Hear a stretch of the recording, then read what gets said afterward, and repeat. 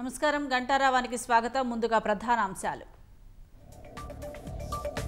వైభవంగా రామోజీ ఎక్సలెన్స్ అవార్డుల ప్రధానోత్సవం. హాజరైన ఉపరాష్ట్రపతి, తెలుగు రాష్ట్రాల సీఎంలు.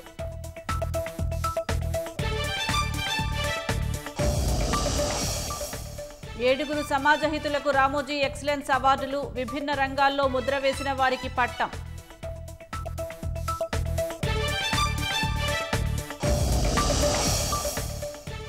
కళలు సంస్కృతి విభాగంలో ప్రసన్నశ్రీకి అవార్డు. నన్నయ్య వర్సిటీ తొలి గిరిజన మహిళా వీసీగా రికార్డు.